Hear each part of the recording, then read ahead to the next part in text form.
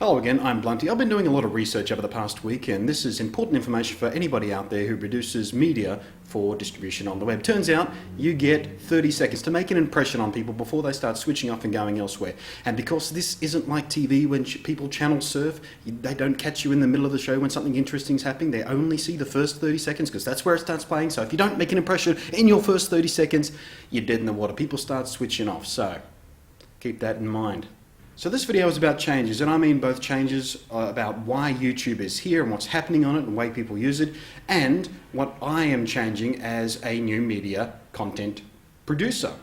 And it's a cold hard fact that over its entire life, YouTube has inevitably been becoming more and more vlogger unfriendly. What was once trumpeted as a place to broadcast yourself has become a place to broadcast yourself as long as it's pretty marketable and advertiser friendly. A lot has changed on YouTube already, and a lot more is going to change in the very near future.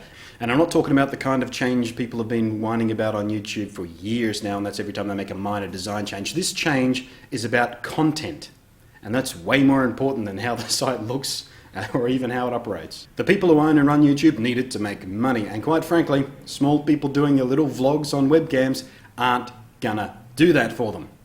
In fact, not even the vast majority of the user base here, the people who actually watch the videos here, want to watch those little webcam videos. Take a look at the most viewed videos of all time on YouTube.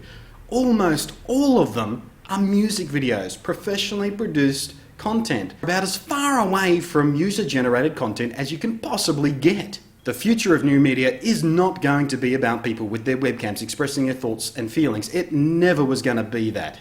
What it is about is three things, the first of which are things like funny skits and animations and gimmick videos that have a very short tail, which means they get very, very popular very quick, and then people move on to the next funny little gimmicky thing and it gets forgotten about and tossed away. It's also about consistent and well-branded new media shows with densely packed content, like what Leah Laporte does on the Twit Media Network and networks like Revision 3.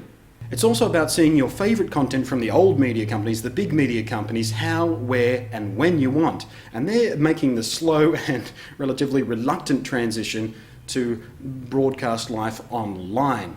And whatever your stance on new media content is, the fact is people still do want to see that stuff produced by the old media. They have access to resources and funding and talent that new media producers just can't touch. And that means they produce a different class of content. So they've got a place here as well. So what's the fallout of all this when it comes to the kind of stuff that I am producing, that I want to produce? Does this mean that everything that I do suddenly changes to adapt to this new style? Hell no! What it does mean is I'm evolving what it is I do, how it is I do it, the way it's presented and all that kind of stuff. So what I'm doing is I'm bringing in a stronger sense of branding, a more consistent approach to production, a higher dedication to production values, and just an overall tighter focus on what it is I do and how I do it.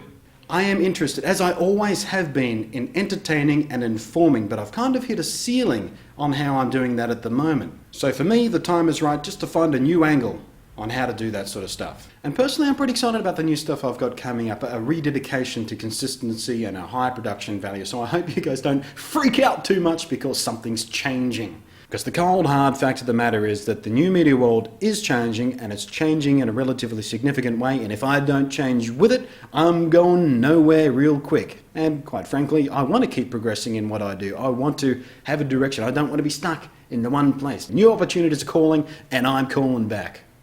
Or something like that. Catch you next time.